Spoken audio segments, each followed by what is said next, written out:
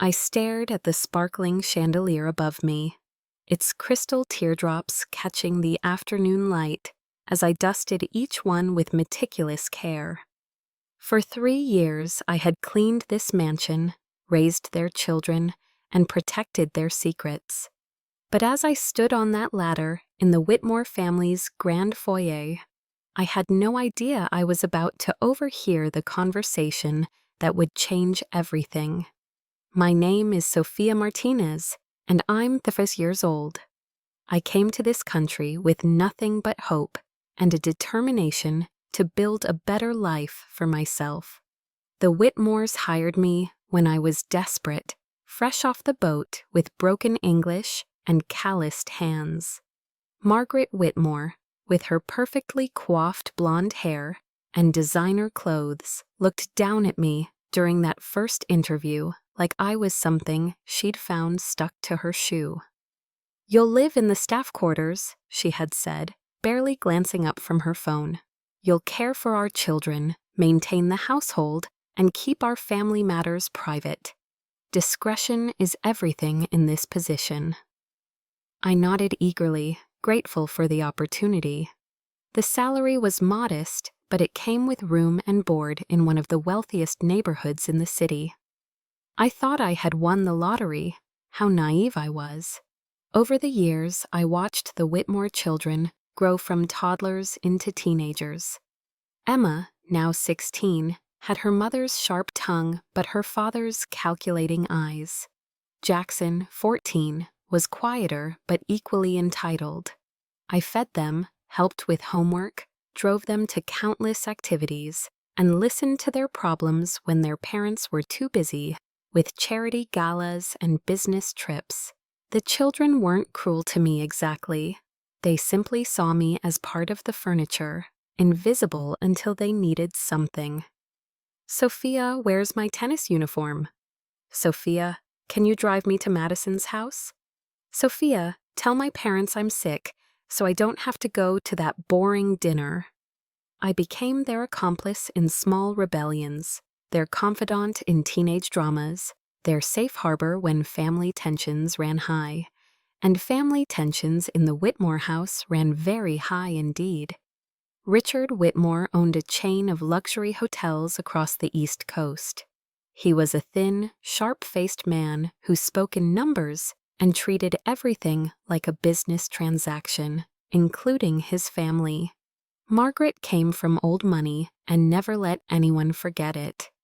She spent her days on charity boards and shopping trips, always impeccably dressed, always perfectly composed, always completely cold. Their marriage was a performance. Richard traveled constantly, and Margaret filled the void with expensive hobbies and younger tennis instructors. They communicated through passive-aggressive dinner conversations and fought through their lawyers when things got serious. The children learned early that love was conditional and attention was currency. I was the only constant in that house of beautiful facades and ugly truths. Last month, everything began to unravel. Richard's hotel empire hit financial troubles during the economic downturn. Margaret's trust fund was tied up in legal battles with her estranged brother. The house that once hummed with catered parties and expensive renovations suddenly felt tense, charged with whispered phone calls and closed-door meetings. The children sensed the change too. Emma became more rebellious, staying out past curfew, and dating boys her parents would never approve of. Jackson retreated into video games and barely spoke during family dinners. The perfect Whitmore facade was cracking, and I had a front-row seat to the collapse. But I remained loyal through 3 years of holidays spent away from my own family, through countless nights of babysitting while they jetted off to exotic locations, through the gradual realization that they saw me as hired help rather than the surrogate mother I had become to their children. I stayed. I stayed because I loved Emma and Jackson, despite their flaws. I stayed because this job had given me stability, and allowed me to send money home to my sick mother in El Salvador. I stayed because, foolishly, I believed that loyalty would be rewarded. Then came that Tuesday afternoon in March when my world shattered like those crystal teardrops I polished so carefully. I was cleaning the upstairs hallway when I heard voices drifting from Richard's study. The door was slightly ajar, and the acoustics of the high-ceilinged room carried their conversation clearly to where I stood frozen with my cleaning supplies. "We can't afford to pay her severance," Margaret was saying, her voice sharp with irritation, "not with the current cash flow problems."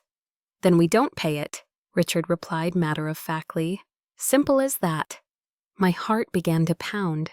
They were talking about me. After 3 years of faithful service, they were planning to fire me without the severance package that was clearly outlined in my contract. "But won't she make trouble?" Margaret asked. "She knows too much about our arrangements."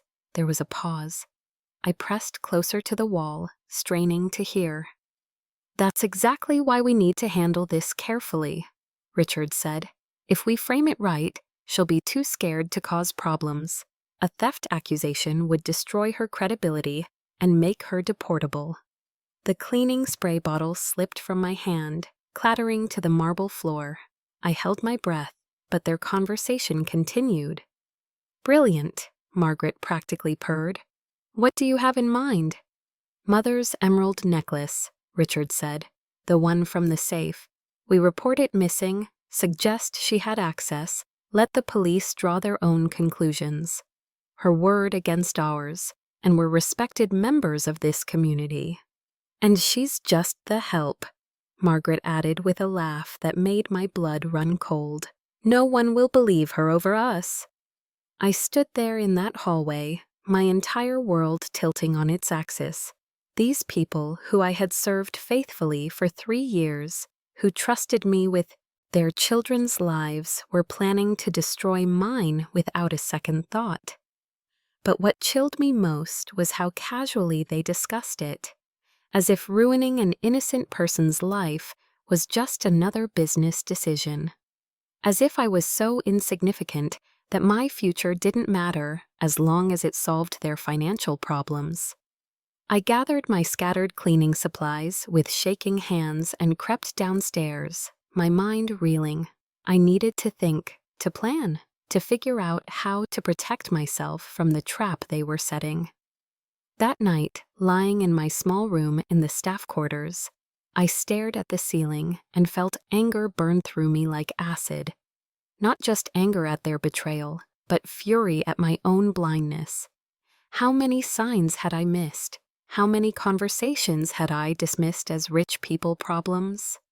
I thought about Emma asking me strange questions last week, about the jewelry in her grandmother's room, about Jackson mentioning that his father had been asking about the security cameras, about Margaret's sudden interest in my immigration status and whether I had proper documentation.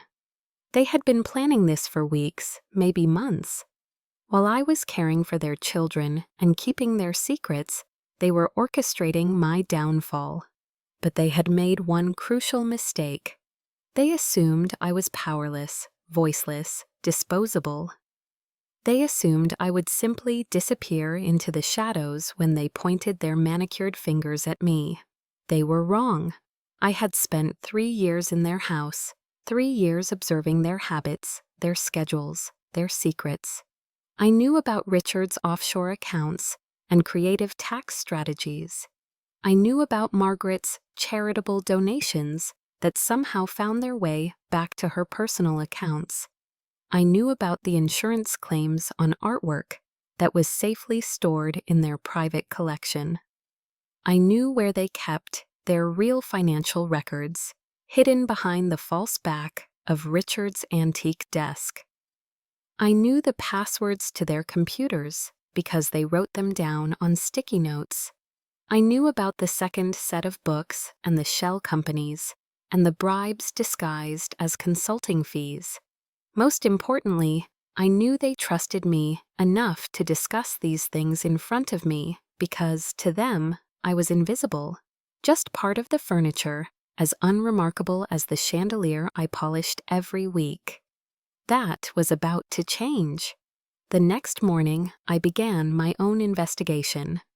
While they went about their daily routines, oblivious to my new awareness, I started documenting everything. I used the small recording device I had bought to practice English, the one Richard had laughed at when he saw it, saying I should just try harder to fit in. I recorded their phone conversations about moving money to untraceable accounts. I photographed documents they left carelessly on their desks. I noted dates, times, and details of every illegal activity I witnessed. For 2 weeks, I played the perfect employee while building my case. I smiled when they spoke, to me nodded when they gave instructions, and continued to care for their children as if nothing had changed. But inside, I was a woman with a mission. The irony wasn't lost on me. They had taught me to be invisible, and now that invisibility was my greatest weapon. Emma was the first to notice something different about me, though she couldn't quite put her finger on what it was. Teenagers have a radar for emotional shifts, and I suppose my newfound purpose was harder to hide than I thought. "Sophia, are you okay?" she asked one afternoon as I helped her organize her closet. "You seem, I don't know, different lately." I looked at this girl I had helped raise, this child who was caught between her parents' cold ambitions and her own struggling sense of right and wrong, and I felt a pang of genuine sadness. Whatever happened, she would be hurt by her parents' crimes. Jackson, too. "I'm fine, mija," I said, using the Spanish endearment that always made her smile. "Just thinking about some changes coming up." She studied my face with those sharp blue eyes she'd inherited from her mother. "What kind of changes?" I continued hanging her designer dresses, each one worth more than most people made in a month. "Sometimes people show you who they really are," I said carefully, "and when they do, you have to decide what you're going to do about it." Emma frowned. "That sounds ominous." "Life is complicated," I replied, "but honesty is always the right choice, even when it's hard." I didn't know it then, but Emma would remember that conversation later. She would think about it when the FBI agents came to the door, when her parents were led away in handcuffs, when her perfect world crumbled around her. But that afternoon, she just shrugged and moved on to complaining about her calculus teacher, blissfully unaware that her nanny was building a federal case against her parents. The breakthrough came 3 days later. Richard and Margaret were hosting a dinner party for potential investors, one of their desperate attempts to secure funding for the failing hotel chain. They dismissed me early, telling me to stay in my quarters while they entertained. "We don't want you hovering around tonight," Margaret said with her usual condescension.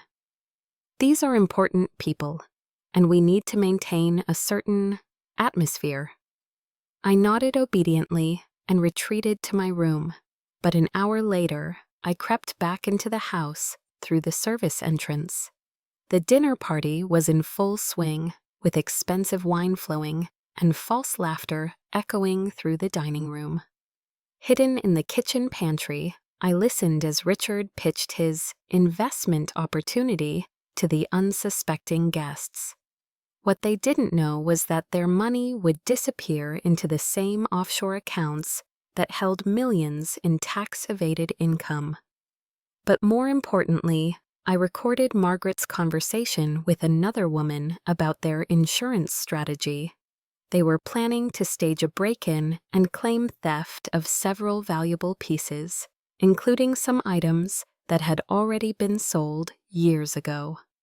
"The beauty of it," Margaret was saying, her voice slightly slurred from wine, "is that the insurance company will never suspect us. We've been model clients for decades." "And your staff?" the other woman asked. "Won't they be suspicious?"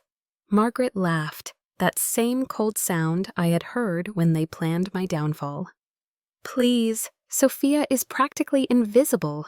She wouldn't notice if we burned the house down around her. And after next week, she won't be our problem anymore anyway. I gripped my recording device tighter, my heart pounding with a mixture of rage and vindication. They were still planning to frame me, still convinced I was too stupid and powerless to fight back. The next morning brought their final betrayal. I was preparing breakfast in the kitchen when Margaret swept in, her face a mask of practiced concern. "Sophia, we need to talk," she said, her voice dripping with false sympathy. "Something terrible has happened?" I looked up from the eggs I was scrambling, keeping my expression neutral. "What's wrong, Mrs. Whitmore?" "My grandmother's emerald necklace is missing," she said, watching my face carefully for any reaction. "The one from the safe upstairs. I noticed it was gone when I went to get it for tonight's charity auction." I set down the spatula slowly, my hands steady despite the adrenaline coursing through my veins. "That's terrible. Have you checked everywhere?" "Of course we have," Richard said, appearing in the doorway like a vulture circling carrion. "We've searched the entire house. The only explanation is that someone with access to the safe took it." The implication hung in the air like poison gas. I was the only staff member with access to that safe, the only one who knew the combination, because Margaret had given it to me herself to retrieve jewelry for cleaning. "I'm sure it will turn up," I said quietly. "Maybe it was misplaced." Margaret's eyes glittered with malicious satisfaction. "I certainly hope so. Of course, we'll have to call the police if it doesn't. A piece like that is worth over $50,000. "We'd hate to have to involve the authorities," Richard added with mock reluctance. "But insurance requires a police report for theft claims." I nodded, playing my part perfectly. "I understand. I hope you find it soon." But inside, I knew Walt was smiling. Because I had been in that safe just 2 days ago, photographing documents, and the emerald necklace had been exactly where it always was, which meant they had hidden it themselves after my last cleaning session, creating evidence for their frame job. They had just made their biggest mistake yet. "Actually," I said, as if the thought had just occurred to me, "I remember seeing the necklace on Tuesday when I was cleaning the safe. Mrs. Whitmore asked me to organize the jewelry boxes because she was looking for her pearl earrings." Margaret's smile faltered slightly. "Tuesday? Are you sure?" "Yes, ma'am. I always clean the safe on Tuesdays, and I remember thinking how beautiful the emeralds looked in the light." Richard and Margaret exchanged a quick glance. They hadn't expected me to have a specific memory of when I'd last seen their stolen necklace. "Well," Margaret said, recovering her composure, "perhaps you were mistaken. Memory can be unreliable, especially when you're focused on cleaning." The condescension in her voice made my teeth clench, but I maintained my humble facade. "Of course, Mrs. Whitmore, I could be wrong." But I wasn't wrong, and they knew it. More importantly, I now had them on record, claiming the necklace was stolen on a specific timeline that I could disprove.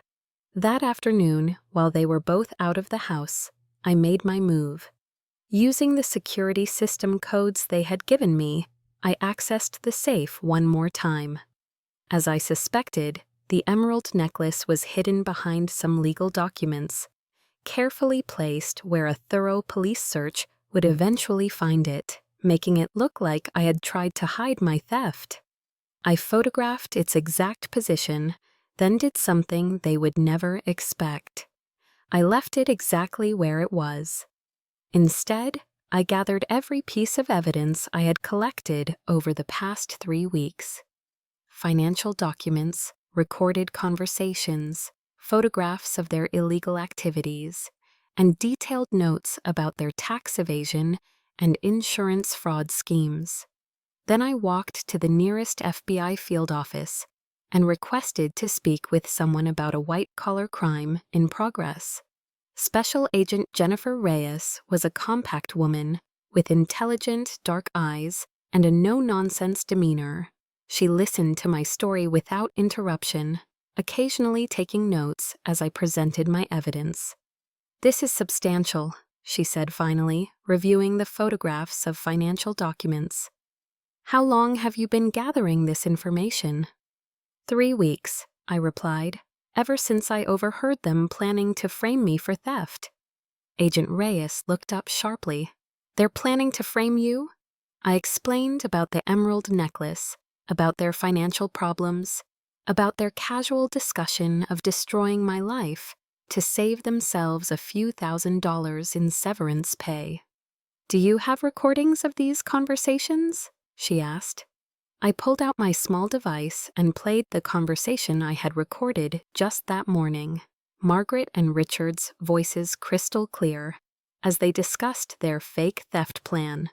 Agent Reyes leaned back in her chair, a slight smile playing at the corners of her mouth. "Ms. Martinez, you may have just handed us the biggest tax evasion case we've seen this year." "What happens now?" I asked. "Now," she said, "you go back to that house and act like nothing has changed. Can you do that?"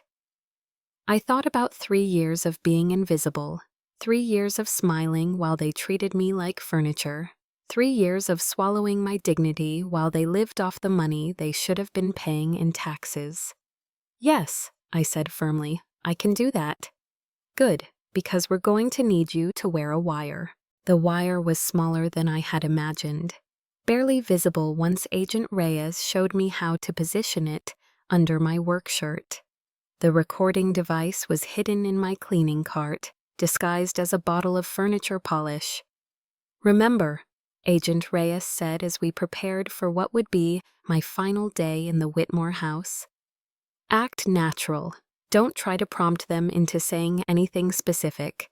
Just go about your normal routine and let them incriminate themselves." I nodded, surprising myself with how calm I felt. After weeks of fear and anger, I finally had the power to fight back. The wire felt like armor, protecting me from their lies and manipulations.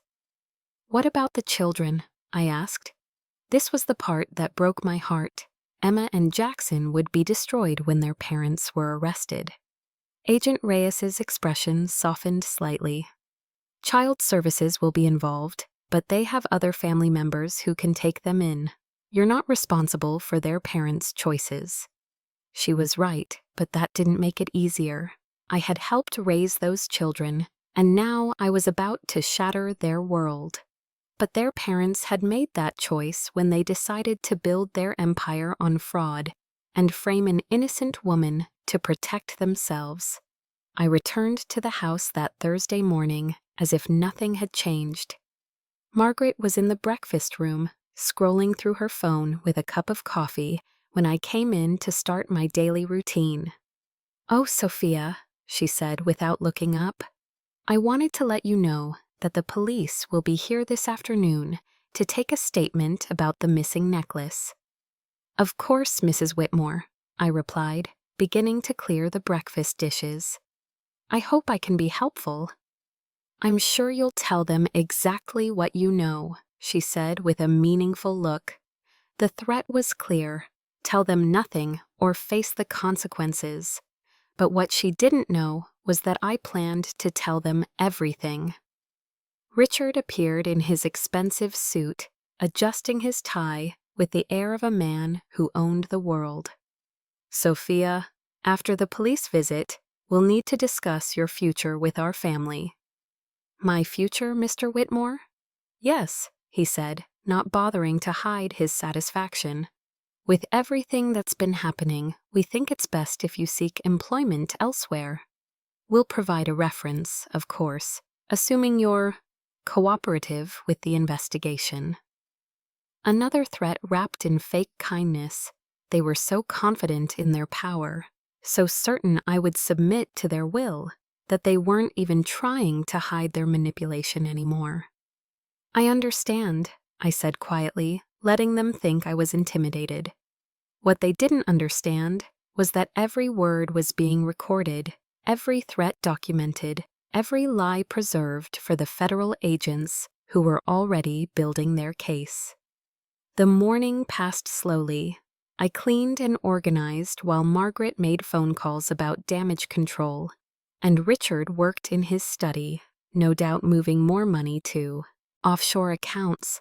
They spoke freely around me, discussing their plans as if I were deaf and mute. "The insurance investigator will be here next week," Margaret told Richard over lunch. "I spoke with Gerald, and he says the claim should be straightforward once we have a police report." "Good," Richard replied. "We need that money to cover the quarterly losses. The hotel in Miami is bleeding cash faster than we can funnel it offshore." I continued serving their meal, invisible as always, but now their invisibility was my weapon. Every casual admission of guilt was being recorded, every criminal conspiracy preserved in digital clarity. At 2 o'clock, the police arrived. Officer Martinez, the irony of the shared name wasn't lost on me, was a young Latino man who looked at me with professional courtesy but obvious skepticism. To him, I was probably just another domestic worker caught up in wealthy people's drama. Margaret led the questioning, describing the missing necklace with theatrical grief. "It belonged to my grandmother," she said, dabbing at non-existent tears. "The sentimental value is irreplaceable." "When did you first notice it was missing?" Officer Martinez asked. "Yesterday morning. I went to get it for a charity auction tonight, and it simply wasn't there." Richard stepped in with practiced authority. "The safe can only be accessed by family members and our household staff. The combination is changed regularly for security." The implication was clear without being stated directly. One of the household staff, meaning me, must have taken it. "I'll need to speak with your employee privately," Officer Martinez said. They led me to the living room while the officer set up his recording equipment. My own wire captured every word as he began his questions. "How long have you worked for the Whitmore family?" 3 years, I replied truthfully. "Do you have access to the family safe?" "Yes. Mrs. Whitmore gave me the combination for cleaning purposes." "When did you last see the emerald necklace?" Here was the crucial moment. I could feel Margaret and Richard listening from the next room, waiting for me to lie or contradict myself. "Tuesday afternoon," I said clearly. I remember it specifically because Mrs. Whitmore asked me to organize the jewelry boxes. The necklace was in its usual place. Officer Martinez made a note. "You seem very certain about the day." "Yes, sir. I always clean the safe on Tuesdays. It's part of my regular schedule." This was problematic for the Whitmores, and I knew it. If I had seen the necklace on Tuesday and they reported it stolen Wednesday, the window for the theft was very narrow. They would need to explain why they hadn't noticed it missing sooner, why the safe showed no signs of forced entry, and why their loyal employee of 3 years would suddenly decide to steal from them. The questioning continued for 20 minutes.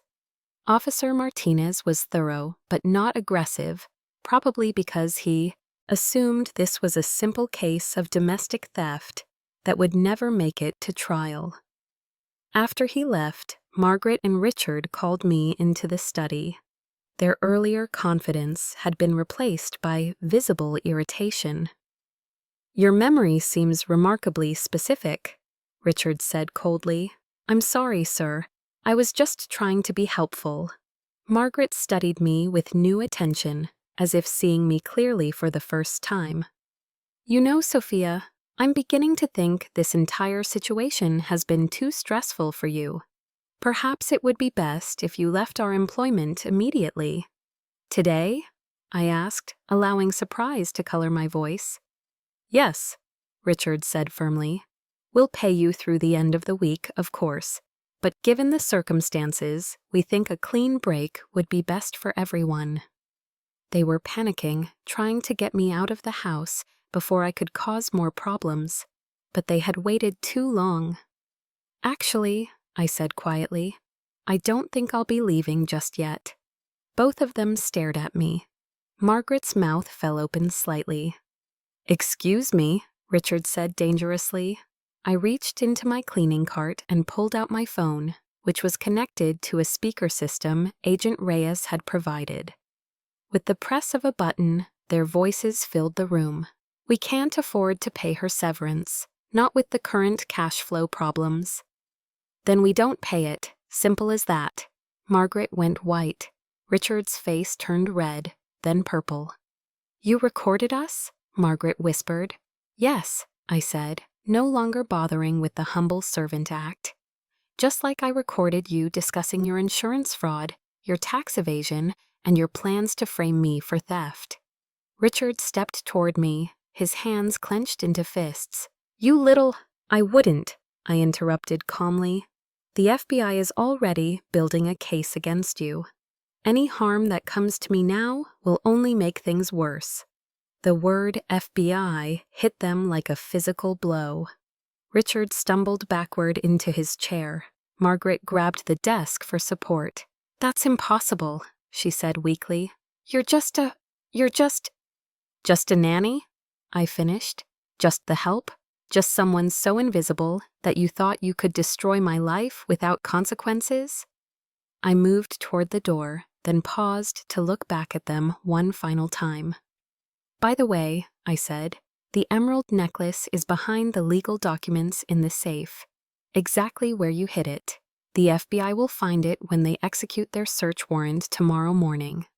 I left them sitting in that study, their perfect world crumbling around them, and walked out of the Whitmore mansion for the last time. The FBI raided the Whitmore mansion at 6 in the morning, exactly 24 hours after my confrontation with Margaret and Richard. I wasn't there to see it, but Agent Reyes called me with updates throughout the day.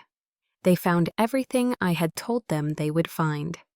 The emerald necklace hidden in the safe, exactly where the Whitmores had planted it.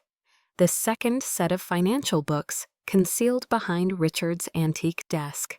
The correspondence with offshore banks detailing money laundering operations. The fraudulent insurance claims dating back 5 years. But most damning of all were the recordings.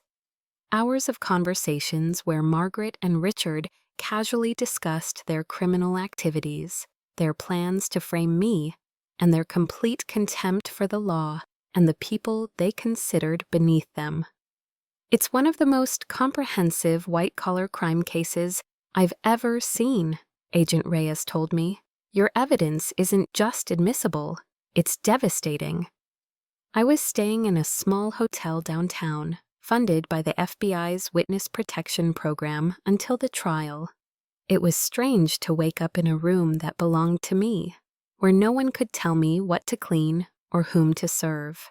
For the first time in 3 years, I was free, but freedom came with a price. The news media picked up the story within hours of the arrests. "Wealthy hotel mogul and wife arrested in tax evasion scandal," read the headline in the morning paper. Smaller text mentioned that the case had been broken open by their former domestic worker. My phone rang constantly with requests for interviews. Reporters camped outside the hotel, hoping to get photos of the nanny who had brought down a multi-million-dollar criminal enterprise. I ignored them all, focusing instead on preparing for the legal battles ahead. The hardest part was thinking about Emma and Jackson. They had been placed with Margaret's sister in Connecticut, while their parents sat in federal detention awaiting trial. I wanted to call them, to explain somehow that I had never meant to hurt them, that I was sorry their world had to explode for justice to be served. But Agent Reyes advised against any contact. "You'll have a chance to address them during the trial if you choose," she said. "Right now, the most important thing is protecting the integrity of the case." 2 weeks after the arrests, I received an unexpected visitor. Emma appeared at my hotel room door, her face puffy from crying. her usual perfect appearance replaced by jeans and a wrinkled sweater. "May I come in?" she asked quietly. I stepped aside to let her enter. She sat on the edge of the bed and stared at her hands for a long moment. "I know what they did to you," she said finally. "I heard them talking about the necklace, about framing you. I didn't know what to do." My heart broke for this girl who had been forced to grow up overnight. "Emma, no, let me finish," she interrupted, her voice stronger now. "I should have said something. I should have warned you or told someone. But I was scared, and I thought maybe if I stayed quiet, everything would just go back to normal." She looked up at me with tears streaming down her face. "I'm sorry, Sophia. I'm sorry my parents are horrible people. I'm sorry you had to be the one to stop them. And I'm sorry I was too much of a coward to help you." I sat down beside her and put my arm around her shoulders, just as I had done countless times when she was younger and the world seemed simpler. "You were protecting your family," I said gently. "That's not cowardice. That's love." "But they were wrong," she said fiercely. "What they did to you, what they planned to do. It was evil, and I knew it was evil, but I didn't want to believe my own parents could be such terrible people." We sat together in silence for a while. Finally, Emma spoke again. "Jackson and I have been talking. When the trial happens, we want to testify for you. We want to tell everyone that you were good to us, that you never stole anything, that you were more of a parent to us than they ever were." I squeezed her hand. "You don't have to do that." "Yes, we do," she said with a determination I recognized from years of watching her grow up. "It's the right thing to do, and you taught us that honesty is always the right choice, even when it's hard."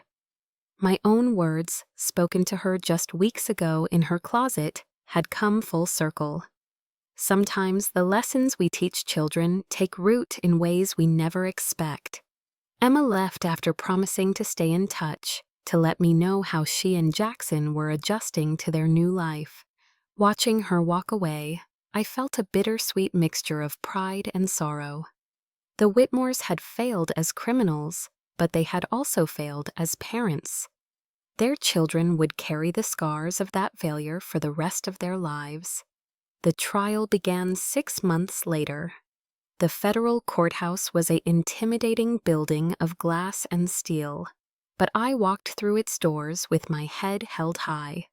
The woman who entered that courtroom was not the same invisible domestic worker who had polished chandeliers and swallowed insults for 3 years. I was the star witness in United States vs. Whitmore, and my testimony would determine whether 2 people spent the next decade in federal prison. The prosecution, led by Assistant U.S. Attorney Sarah Chen, had built their case around my evidence.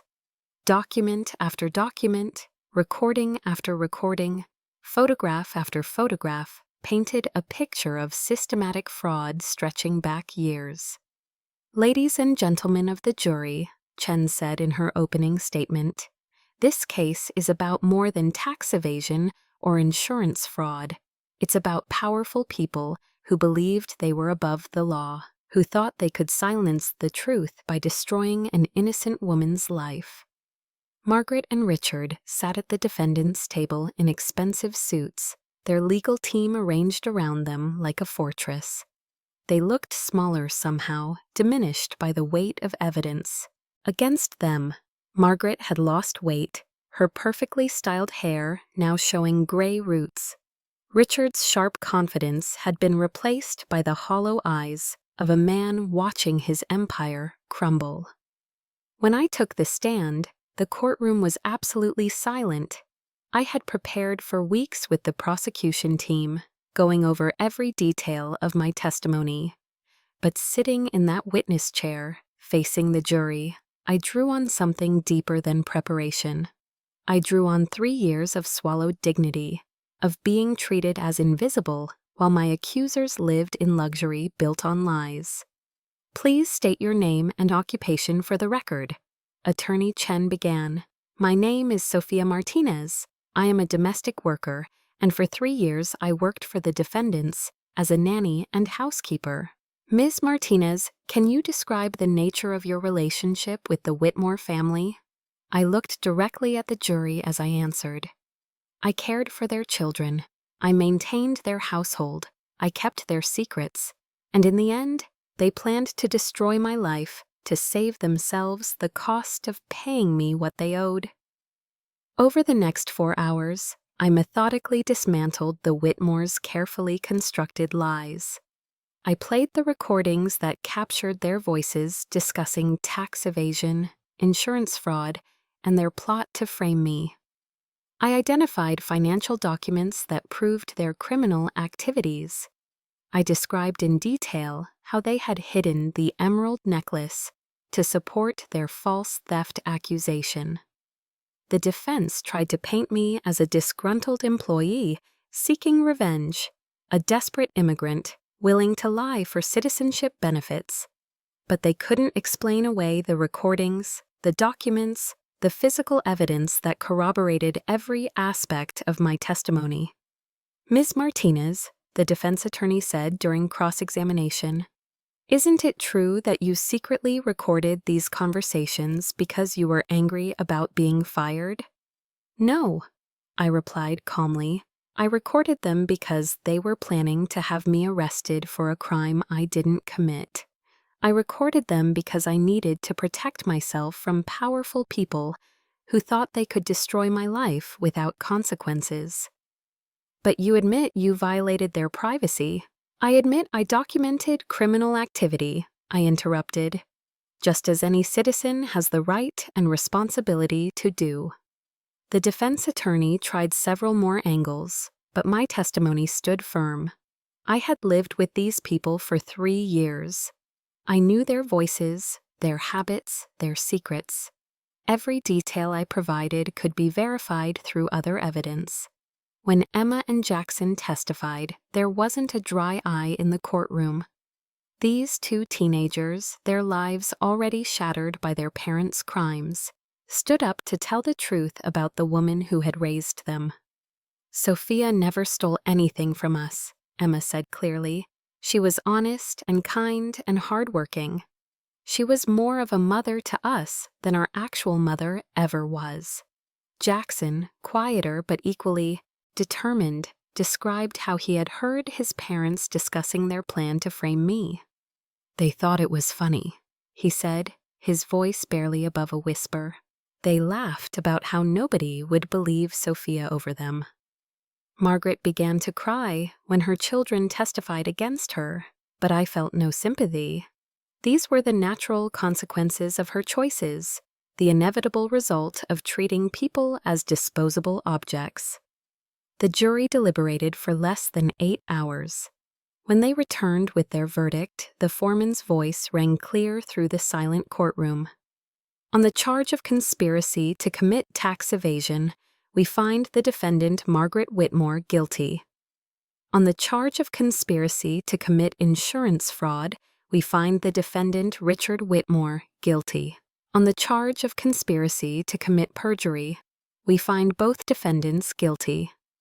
The list continued for 20 minutes. Guilty on all counts. Maximum sentences under federal guidelines. As the judge's gavel fell, I felt a weight lift from my shoulders that I had been carrying for 3 years. Justice had been served, not just for me, but for every domestic worker who had ever been mistreated by employers who thought wealth granted them immunity from consequences. Margaret screamed when the sentences were read. Richard remained stone-faced, but I could see his hands shaking as the bailiff approached with handcuffs. 10 years for him, 8 for her, plus restitution in the millions and forfeiture of their assets. The mansion would be sold, the hotels would be liquidated. Their carefully constructed empire of fraud would be dismantled piece by piece to compensate the government and their victims. As I walked out of that courthouse, reporters surrounded me like a swarm of vultures. Microphones were thrust in my face, cameras flashed, voices shouted questions over one another. Miss Martinez, how does it feel to see justice served? What message do you have for other domestic workers? Are you satisfied with the sentence? I stopped on the courthouse steps and looked out at the crowd of media, at the curious onlookers, at the federal agents who had become my allies. For 3 years I had been invisible. Now the whole world wanted to hear what I had to say. I have a message, I said, my voice carrying clearly in the sudden silence. No one is invisible. No one is disposable. Every person deserves dignity and respect, regardless of their job, their income, or their immigration status. I paused, thinking of all the domestic workers who were watching this story unfold, wondering if they too could stand up to abuse and exploitation. If someone treats you as less than human because you clean their house or care for their children, remember that their money does not make them better than you. Their wealth does not give them the right to threaten your future or destroy your life. The cameras clicked furiously as I continued. The Whitmores thought they could frame me because I was just the help. They thought no one would believe me, that no one would listen to me, that no one would care what happened to me. I looked directly into the nearest camera, knowing my words would be broadcast across the country. They were wrong. Truth is more powerful than money. Justice is more important than status. And sometimes the people you dismiss as invisible are the ones who can see you most clearly. With that, I walked away from the courthouse and toward the car where Agent Reyes was waiting.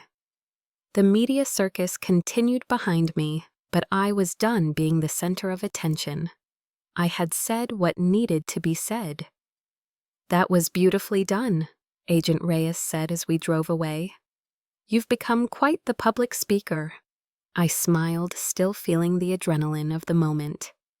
I had 3 years of practice holding my tongue. It felt good to finally use my voice. 2 months later, I received an unexpected phone call. The voice on the other end was professional but warm, speaking in accented English that reminded me of my own journey to this country. Miss Martinez, my name is Carmen Delgado. I'm an attorney specializing in domestic worker rights. I've been following your case, and I'd like to discuss a proposition with you. We met at a small cafe downtown, the kind of unpretentious place where working people gathered for coffee and conversation. Carmen was a woman in her 40s with intelligent eyes and calloused hands that spoke of her own humble beginnings. I'm representing a group of domestic workers who've been cheated by their employers, she explained over steaming cups of café con leche. Wage theft, illegal working conditions, threats of deportation, the usual tactics wealthy families use to exploit vulnerable people. I nodded, understanding immediately. The Whitmores' treatment of me was not unique. It was part of a system that allowed the rich to abuse those who worked in their homes, confident that poverty and immigration status would keep their victims silent. How can I help? I asked. Carmen leaned forward, her eyes bright with purpose. Your case has given these workers hope. You proved that it's possible to fight back, to hold powerful people accountable. We'd like you to be part of our team. I'm not a lawyer, I protested. I don't have any legal training. You have something more valuable, she replied. You have credibility. You've been where they are. You understand what it's like to be treated as invisible, to have your future threatened by people who think their money makes them untouchable. She slid a folder across the table. Inside were photographs and case files of domestic workers from across the city. Maria, who worked 16-hour days for below minimum wage. Jose, whose employer confiscated his passport and threatened to call immigration when he asked for overtime pay. Anna, who was fired without cause and cheated out of 3 months' wages. These people need advocates who understand their experiences, Carmen continued. They need someone who can speak their language, not just Spanish, but the language of survival, of dignity in the face of exploitation. I studied the faces in the photographs, seeing my own story reflected in their expressions of fear and determination. Each case was unique, but the pattern was always the same: wealthy employers using their power to exploit vulnerable workers. What exactly would I do? I asked. Outreach, education, support during legal proceedings. Help workers understand their rights, document their cases, prepare for testimony. Be the voice of experience that tells them they can fight back and win. It wasn't what I had planned for my future. The FBI had helped me secure a small apartment and a settlement from the Whitmore estate that would keep me comfortable while I decided what to do next. I could have disappeared into anonymity, started fresh somewhere new. But looking at those case files, I realized my fight was far from over. The Whitmores were behind bars, but the system that had enabled their abuse was still intact. Other families were still exploiting other workers, confident that poverty and fear would keep them safe from consequences. "When do I start?" I said. Carmen smiled. "How about Monday?" The Domestic Workers Justice Center operated out of a converted storefront in a neighborhood where the American dream was still being fought for in multiple languages. The waiting room was always full.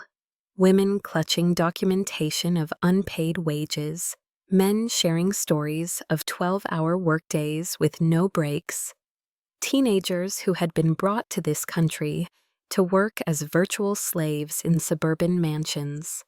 My job was to listen to their stories, help them organize their evidence, and prepare them for the legal battles ahead.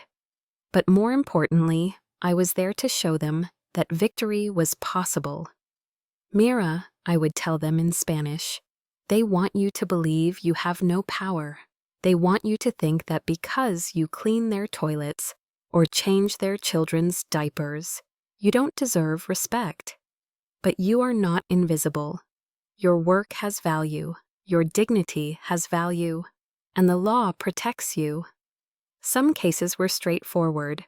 Employers who simply refused to pay agreed-upon wages, thinking their workers had no recourse. Others were more complex, involving immigration fraud, identity theft, and systematic abuse that had continued for years. One case that particularly moved me was that of Esperanza, a woman my age who had worked for the same family for 8 years. They had promised to sponsor her for citizenship, using that carrot to justify paying her less than minimum wage and requiring her to work 7 days a week. When she finally demanded proper compensation, they threatened to have her deported. When she stood her ground, they fired her and reported her to immigration authorities, claiming she had stolen from them. They said no one would believe a cleaning lady over a doctor's family, Esperanza told me, tears streaming down her face. They said I should be grateful they didn't call the police. I handed her a tissue and sat back in my chair. "Esperanza, let me tell you about a family who thought the same thing about me." Over the next hour, I shared my story, not the sanitized version from news reports, but the raw emotional truth of what it felt like to be dismissed, threatened, and nearly destroyed by people who saw me as disposable. "You recorded them?" she asked, amazed. "I documented everything," I confirmed, "and so will we with your case. Every conversation, every threat, every lie. These people think they can abuse us because we're poor, because we're immigrants, because we work in their homes instead of corporate offices, but they're wrong."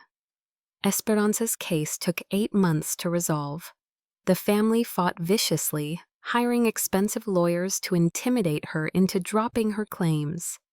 They accused her of theft, of illegal drug use, of threatening their children, every racist stereotype they could think of to destroy her credibility. But we had learned from my experience with the Whitmores. We documented everything, recorded conversations when legally possible, and built a paper trail that couldn't be dismissed or explained away. When the judge awarded Esperanza $47,000 in back wages and damages, plus an order barring the family from retaliating against her, she broke down crying in the courtroom. "I can't believe it," she whispered. "I actually won." "We won," I corrected her, "and this is just the beginning."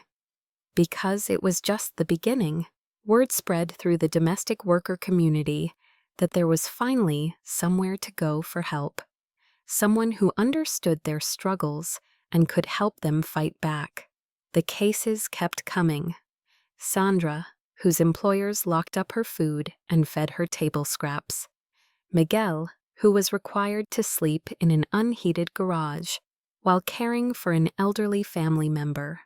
Rosa, who was sexually harassed by her employer's teenage son while his parents looked the other way. Each case was a variation on the same theme. Wealthy people using their power to exploit those they considered beneath them. But each victory sent a message throughout the community that abuse would no longer go unchallenged. The work was emotionally draining. Every day brought new stories of exploitation, new examples of how money and status could corrupt people into treating fellow human beings as property. Some days I went home to my small apartment and wondered if we were really making a difference or just treating symptoms of a much larger disease. But then letters would arrive from workers who had seen our success stories on Spanish-language television. Phone calls would come from other cities, asking for advice on organizing domestic workers. Young lawyers would contact Carmen, wanting to join our cause. The movement was growing.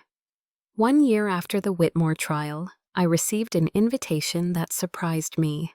The National Domestic Workers Alliance wanted to honor me at their annual convention, presenting me with an award for courage in the face of exploitation.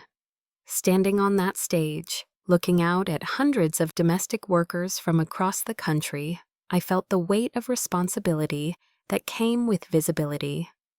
These women and men had come here on their own time, with their own money, believing that change was possible. A year ago, I began, I was just like many of you. I worked in a house where I was treated as invisible, where my dignity didn't matter, where my future could be destroyed with a phone call to immigration authorities.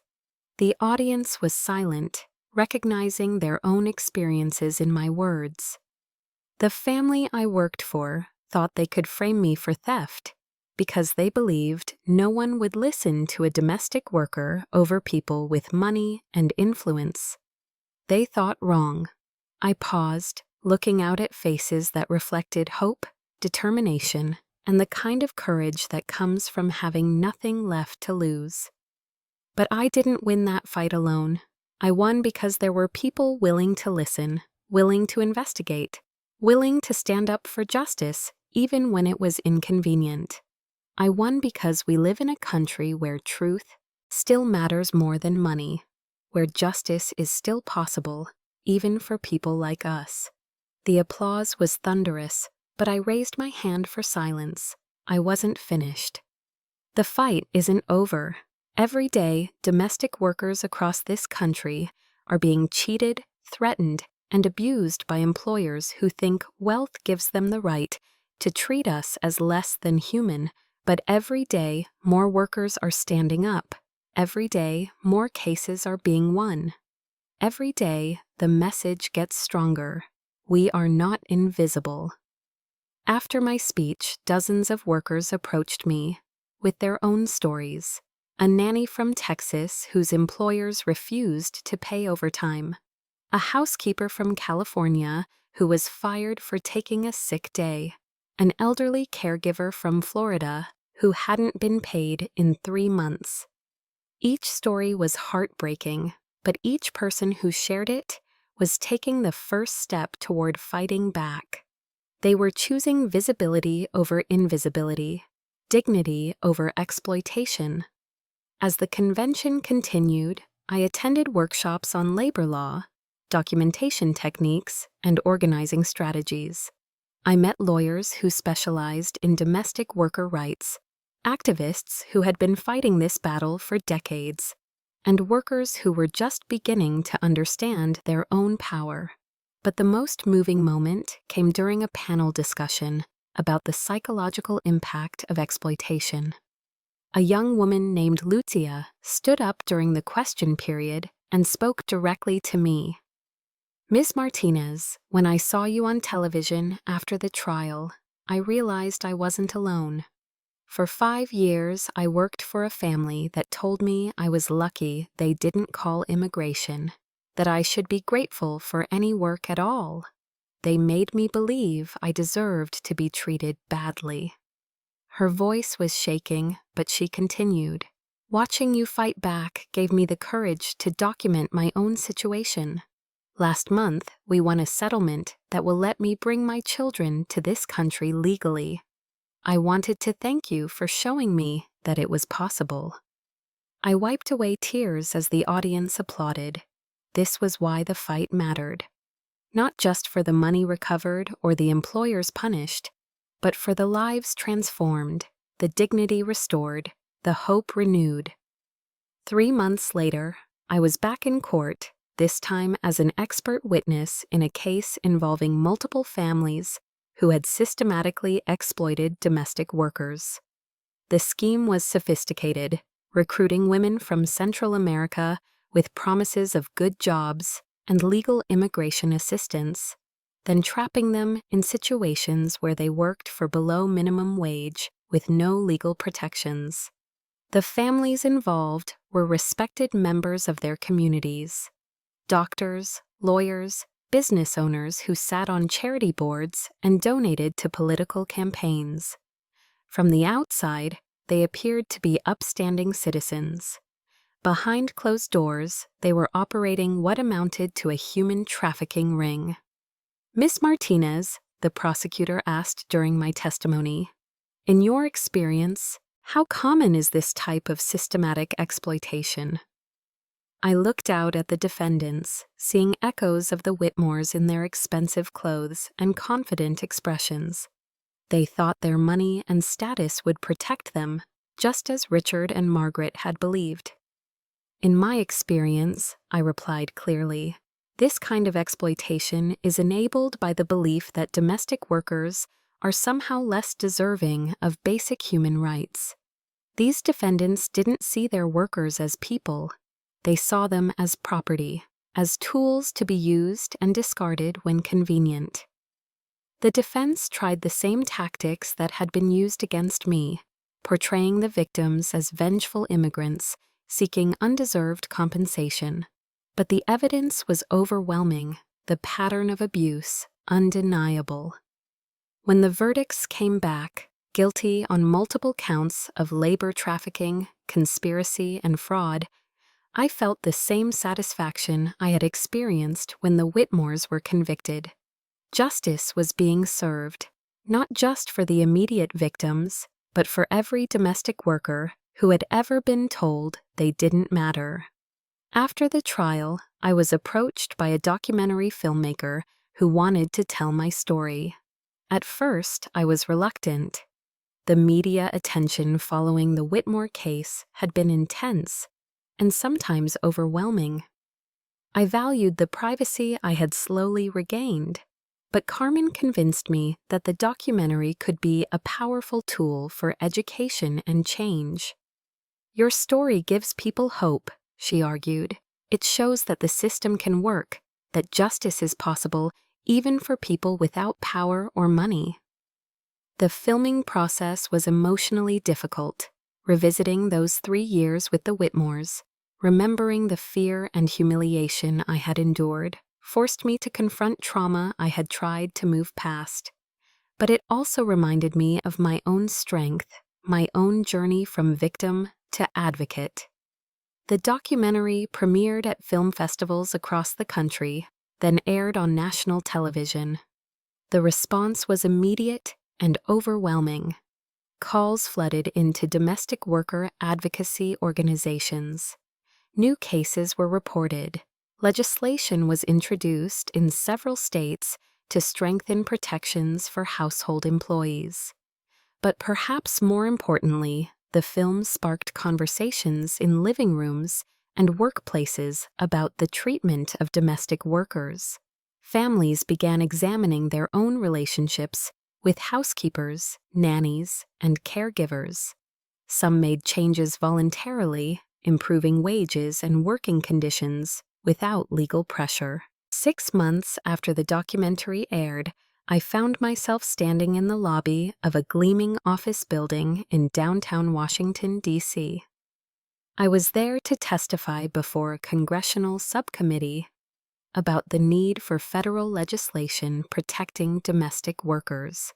The marble floors and towering columns reminded me of the Whitmore Mansion, but this time I wasn't there to clean or serve. I was there as an expert, as an advocate, as someone whose voice mattered. "Ms. Martinez," said Congresswoman Patricia Hernandez, the committee chair, "thank you for traveling here today. Your story has been instrumental in bringing national attention to this issue." I looked out at the committee members, some genuinely interested, others checking their phones. Behind me, the gallery was filled with domestic workers who had taken time off from their jobs to witness this historic hearing. "Thank you for this opportunity," I began.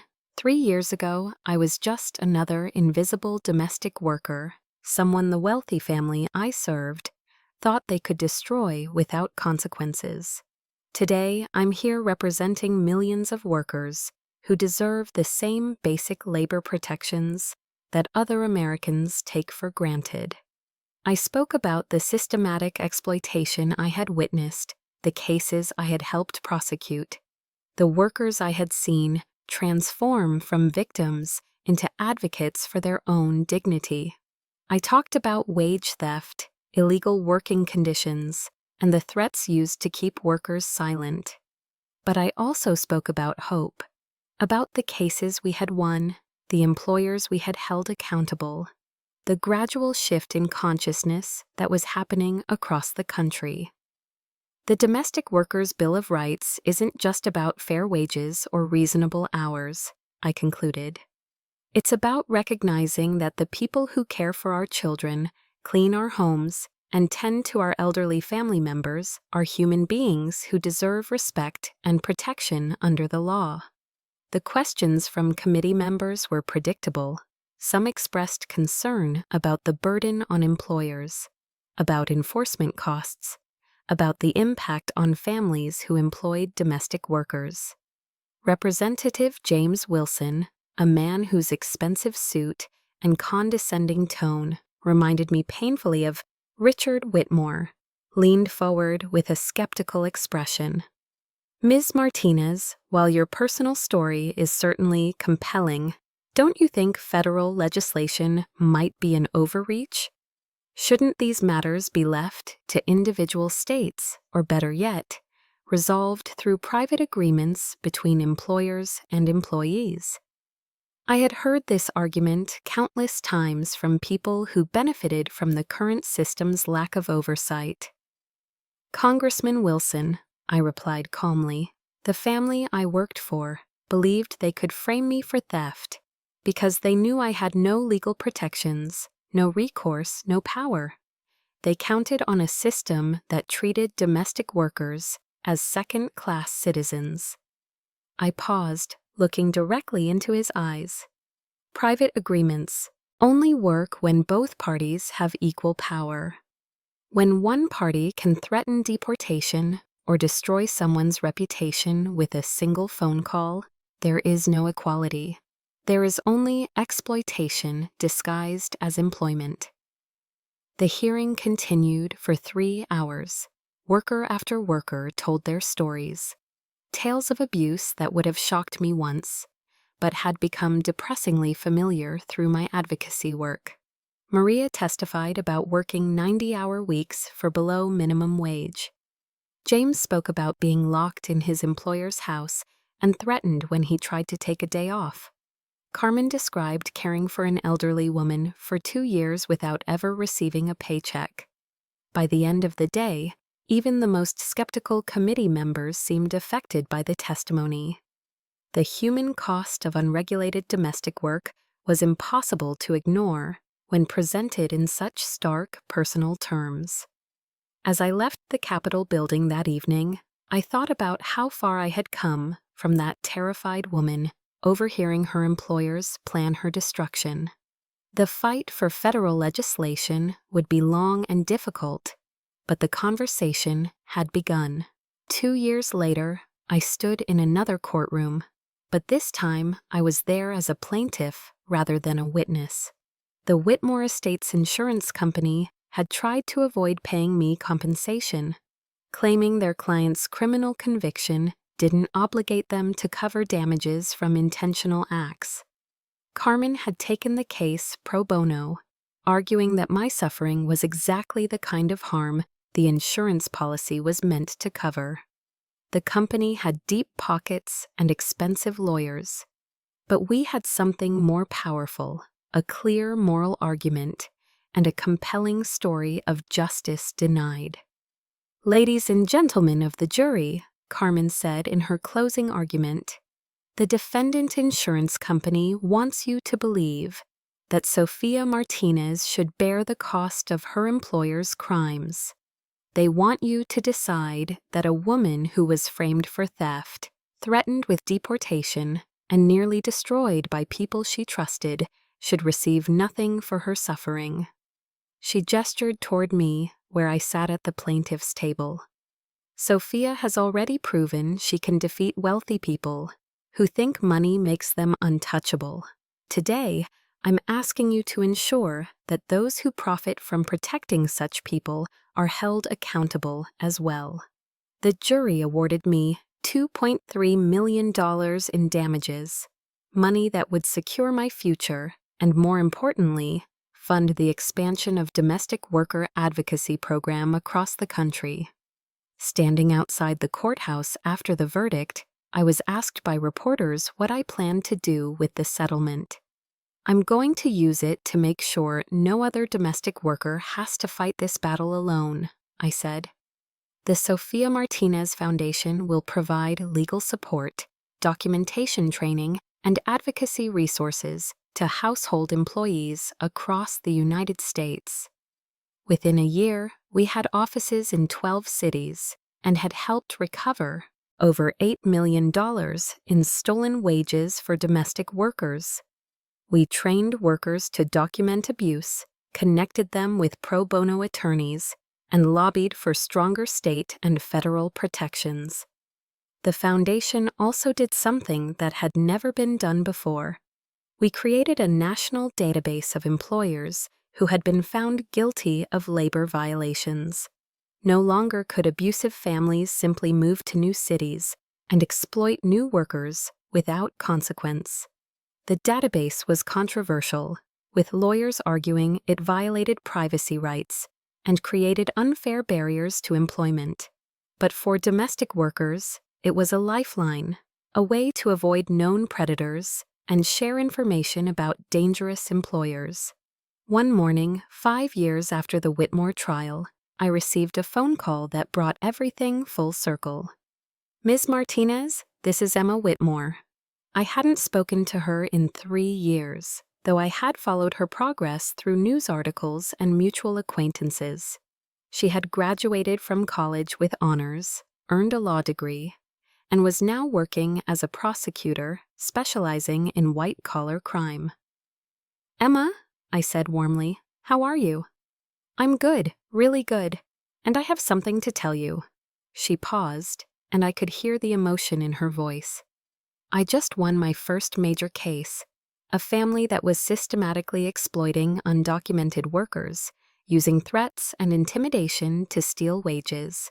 It reminded me so much of what my parents did to you." I felt pride swell in my chest. That's wonderful, Emma. Your victims were lucky to have you fighting for them. I wanted you to know that everything you taught me about honesty and doing the right thing, it stayed with me. When I saw those workers testifying about their experiences, I thought about you standing up to my parents. You changed my life, Sophia. You showed me what real courage looks like. After we hung up, I sat in my office at the foundation, surrounded by case files and success stories, and reflected on the unexpected paths justice can take. The little girl I had helped raise, whose parents had tried to destroy me, was now using her privilege and education to protect other workers from exploitation. Jackson, too, had chosen a different path than his parents. He became a social worker, specializing in immigrant services. Both children had transformed their inherited shame into positive action, using their family's crimes as motivation to fight for the powerless. 10 years after that first terrifying conversation I overheard in the Whitmore mansion, I returned to that neighborhood for a speaking engagement at a community center. The mansion itself had been sold and converted into affordable housing for seniors, a fitting end for a monument to greed and exploitation. As I drove past the house where I had spent 3 years of my life, I saw children playing in the garden where I used to polish the Whitmore's cars. Latino families sat on the front steps where Margaret had once entertained her wealthy friends. The place that had been a symbol of my oppression had become a symbol of community and hope. That evening, speaking to a room full of domestic workers and their allies, I looked out at faces that reminded me of my younger self. People who worked hard, loved deeply, and deserved so much better than society was willing to give them. When I first came to this country, I said, I thought the American dream was about becoming invisible, about blending in, about not causing trouble. I thought if I worked hard enough and asked for little enough, I would be safe. I paused, thinking about all the workers I had met over the years, all the victories won and losses suffered in the fight for dignity and justice. But I learned something important. Invisibility is not safety. Silence is not peace. True security comes from standing up for yourself and for others, from demanding respect, from refusing to accept that your worth is determined by someone else's bank account. A young woman in the front row raised her hand. Ms. Martinez, what would you tell someone who is afraid to speak up, someone who thinks they have too much to lose? I looked at her earnest face and saw myself a decade earlier, scared, isolated, convinced that fighting back would only make things worse. I would tell them that they have more to lose by staying silent, I said. I would tell them that their dignity is worth fighting for, that their children deserve to see them standing up for what's right. And I would tell them that they're not alone, that there are people ready to stand with them, to fight alongside them, to ensure that their voices are heard. As the evening ended and workers approached me with their stories, their questions, and their determination to fight for justice, I felt the deep satisfaction that comes from a life lived with purpose. The scared woman who had polished chandeliers while wealthy people plotted her destruction was gone. In her place stood someone who had learned that true power comes not from money or status, but from the courage to speak truth to power, to demand justice in the face of exploitation, and to transform personal pain into collective action. My name is Sophia Martinez. I am 44 years old. I am no longer invisible. And neither are the millions of domestic workers whose lives I fight to improve every day. The battle for dignity continues, but we are winning it. One case at a time, one voice at a time, one act of courage at a time. Because the most powerful force in the world is not money or influence. It's the determination of people who refuse to accept that their humanity is negotiable. We are not just the help, we are human beings, and we will no longer be silent.